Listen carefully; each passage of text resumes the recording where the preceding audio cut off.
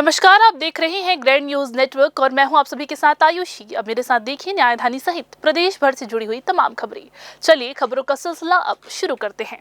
बिलासपुर में कथावाचक आशुतोष चैतन्य महाराज को सतनामी समाज पर कथित अभद्र टिप्पणी के मामले में SC/ST कोर्ट ने सशर्त जमानत दे दी है। अदालत ने उन्हें 25,000 का व्यक्तिगत बॉन्ड और 25,000 का जमानत बॉन्ड भरने के साथ साथ किसी भी साक्षी को प्रभावित न करने और भविष्य में प्रवचन में समाज की भावनाओं को ध्यान रखने की शर्तें दी हैं।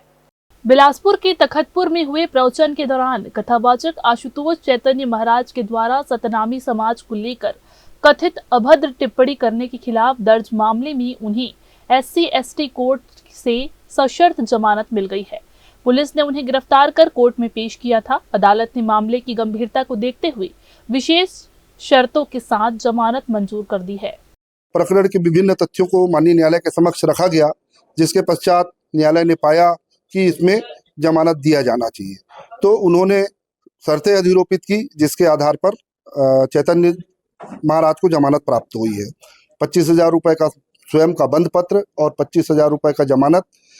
प्रत्येक पेशी में उपस्थित रहने पर किसी भी साक्षी को प्रभावित नहीं करना और किसी भी भविष्य में जो कथा वाचन वो करेंगे उस कथा वाचन के दौरान उसके द्वारा इस बात का विशेष ध्यान रखना है कि उनके प्रवचन या व्याख्यान से किसी समाज या व्यक्ति की भावनाओं को कोई ठेस न पहुँचे, आहत न पहुँचे और उनके द्वारा इस प्रकार की अपराध की पुनरावृत्ति नहीं की जाएगी। इन शर्तों के आधार पर उनको जमानत का लाभ दिया गया है। अधिवक्ता रवि पांडे ने बताया कि चैतन्य महाराज के खिलाफ थाना तखतपुर में IPC की धाराओं 353, 2 और 196 BNS के साथ साथ अनुसूचित जाति और जनजाति अधिनियम के तहत प्रकरण दर्ज किया गया था। जमानत की शर्तों में 25,000 का अनुबंध और 25,000 का जमानत बॉन्ड भरना, किसी भी साक्षी को प्रभावित न करना और भविष्य के प्रवचन में किसी समाज की भावनाओं को ठेस न पहुंचाने का निर्देश शामिल है। इसके अलावा हर पेशी में उनकी उपस्थिति अनिवार्य रहेगी। कैमरामैन राहुल ठाकुर के साथ पिंटू दुबे की रिपोर्ट। इधर बिलासपुर के टीकरापारा क्षेत्र में उस वक्त हड़कंप मच गया जब एक मकान में अचानक भीषण आग भड़क उठी। आग इतनी तेजी से फैली कि देखते ही देखते घर का फर्स्ट फ्लोर पूरी तरह से जलकर खाक हो गया। कमरे में रखा सारा सामान राख में तब्दील हो गया। हालांकि बड़ी राहत की बात ये रही कि घर में मौजूद लोगों ने समय रहते बाहर निकलकर अपनी जान बचा ली। शुरुआती जानकारी के अनुसार शॉर्ट सर्किट से आग लगने की आशंका जताई जा रही है। ये पूरा मामला सिटी कोतवाली थाना क्षेत्र का है, जहाँ पुलिस और फायर ब्रिगेड की टीम ने मौके पर पहुंचकर आग पर काबू पाया। छत्तीसगढ़ के advocate general Praful N Bharat ने अपने पद से इस्तीफा दे दिया है और इस संबंध में उन्होंने दिनांक 17 नवंबर 2025 को महामहिम राज्यपाल को औपचारिक त्याग पत्र सौंपा। अपने पत्र में उन्होंने मुख्यमंत्री विष्णुदेव साय और उनके मंत्रिमंडल द्वारा स्थापित विश्वास व सहयोग के लिए आभार व्यक्त किया। प्रफुल्ल भारत ने राज्य के नौकरशाहों और एडवोकेट जनरल कार्यालय के अपने सहयोगियों का भी धन्यवाद किया। जी हाँ, आपको बता दें, जिन्होंने महत्वपूर्ण मामलों में राज्य के हितों की पैरवी करते समय पूर्ण सहयोग प्रदान किया। उन्होंने इस बात पर संतोष जताया उन्हें राज्य के प्रथम विधि अधिकारी के रूप में सेवा करने का सर्वोपरि अवसर प्राप्त हुआ। इस्तीफे के प्रति उन्होंने विधि एवं विधायी कार्य विभाग के प्रमुख सचिव तथा मुख्यमंत्री कार्यालय के सचिव को भेज दिया गया है। बिलासपुर के व्यापार विहार स्थित शराब भट्टी में देर रात दो गुटों के बीच जोरदार झगड़ा हो गया। ये महज नशे में धुत युवकों के बीच झड़प नहीं माना जा रहा, बल्कि ये सुरक्षा इंतजामों की पोल खोलने वाली गंभीर घटना बन गई है। सोशल मीडिया पर वायरल वीडियो में युवक एक दूसरे पर बेखौफ लाठियां चलाते, परिसर में दौड़ा दौड़ा कर हमला करते हुए और पूरे इलाके को अराजकता में बदलते दिख रहे हैं। लेकिन चौंकाने वाली बात ये रही कि उस समय वहां न कोई सुरक्षा गार्ड मौजूद था और न ही किसी अधिकारी ने तत्काल इसमें हस्तक्षेप किया। इस घटना ने साफ कर दिया है कि शराब दुकानों पर सुरक्षा व्यवस्था बेहद कमजोर है और आबकारी विभाग अपनी मूल जिम्मेदारी निभाने में पूरी तरह से नाकाम साबित हो रहा है। बिलासपुर में विकास कार्यों की रफ्तार पर फिर एक बड़ा सवाल है। सरकारें बदलती रही, चेहरे बदलते रहे, लेकिन प्रशासन का ठर्रा वही का वही। काम महीने 2 महीने नहीं, सालों से लटके पड़े हैं। जनता हलाकान है, परेशान है, लेकिन न प्रतिनिधियों को इसकी फिक्र है, न जिम्मेदार अफसरों की इसकी कोई चिंता। शहर की जल भराव समस्या को खत्म करने के दावे के साथ बनाए जा रहे दोनों बैराज पचरी घाट और चौटिडी आज भी अधूरे खड़े हैं। जिस प्रोजेक्ट को साल भर जल भराव समाधान के नाम पर तेजी से पूरा करने का वादा किया गया था, वही अब लापरवाही की मिसाल बन चुका है। जल संसाधन विभाग के अफसर ठेकेदार पर दबाव बनाने में नाकाम है और ठेकेदार है कि अप्रोच रोड तक नहीं तैयार कर पाया। परिणाम जाम, असुविधा और लोग मजबूर शॉर्टकट के चक्कर में रोजाना सैकड़ों लोग आधे अधूरे कीचड़ भरे खतरनाक पगडंडी से गुजरने को मजबूर है। बिना रेलिंग, बिना सुरक्षा ये पगडंडी किसी भी दिन बड़ी दुर्घटना की वजह बन सकती है।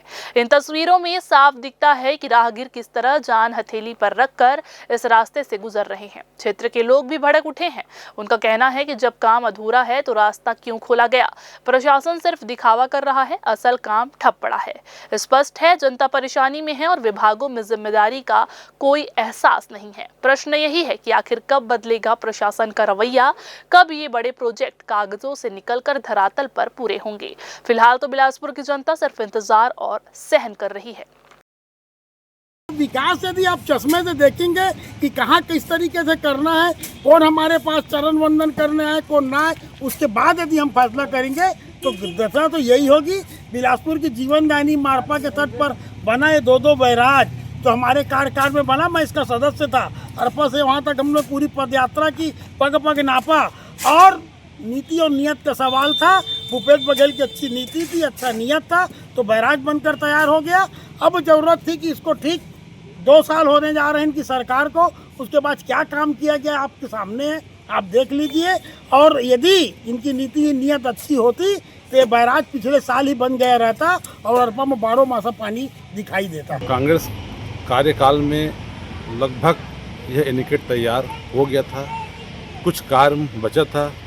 सरकार, भाजपा की सरकार आते ही यह काम पूरी तरह से रुक गया है और अफसरों के द्वारा या तो अनदेखी किया जा रहा है इसको, या तो फंड की कमी है। अब यह सरकार के में बैठे लोग, प्रशासन के लोग ही बता पाएंगे। मैं प्रशासन से मांग करता हूँ कि जल्द से जल्द इस कार्य को पूर्ण किया जाए। अशोकनगर स्थित भूतेश्वर महादेव मंदिर में दान पेटी चोरी का एक मामला सामने आया है। मंदिर परिसर में रखी दान पेटी चोरी की पूरी वारदात सीसीटीवी कैमरे में कैद हो गई। घटना सामने आने के बाद मंदिर प्रबंधन में हड़कंप मच गया और मामले की जानकारी संबंधित लोगों को दी गई। मंदिर प्रमुख मयंक तिवारी ने बताया कि सीसीटीवी फुटेज खंगालने पर यह पता चला कि अशोकनगर स्थित अटल आवास में रहने वाली 3 नाबालिग लड़कियां इस घटने में शामिल है। फुटेज में ये साफ देखा गया कि किस तरह ये तीनों मंदिर की दान पेटी के पास पहुंची और दान पेटी लेकर भाग निकली। मामले की गंभीरता को देखते हुए मंदिर समिति की ओर से इस संबंध में आगे की कार्यवाही की प्रक्रिया शुरू कर दी गई है। इसके बाद पूरी जानकारी सरकंडा थाने को दी गई। पुलिस की पड़ताल में खुलासा हुआ कि दान पेटी को मंदिर से चुराने के बाद तीनों नाबालिग युवतियों ने उसे गणपति हॉस्पिटल के पीछे स्थित खेत में गड्ढा खोदकर छुपा दिया था। बताया गया कि पुलिस व परिजनों की मौजूदगी में तीनों नाबालिगों से पूछताछ की गई। समाज व परिवार के सामने अपनी गलती महसूस करते हुए युवतियों के परिजनों ने सार्वजनिक रूप से माफी भी मांगी। परिजनों ने भरोसा दिलाया कि ऐसी गलती दोबारा नहीं दोहराई जाएगी। चूंकि तीनों लड़कियां नाबालिग हैं, इसलिए मामले को संवेदनशील मानते हुए उन्हें कड़ी कानूनी कार्रवाई से फिलहाल बचाया गया है। समझाइश देकर परिजनों के सुपुर्द कर दिया गया है। दान पेटी से निकाली गई राशि को वापस मंदिर प्रबंधन को लौटाने की बात कही गई है। मंदिर समिति का कहना है कि इस घटना से सभी को सीख लेनी चाहिए और बच्चों पर विशेष निगरानी रखकर उन्हें अच्छे संस्कार देने की जिम्मेदारी जो है वो परिवार और समाज दोनों की है।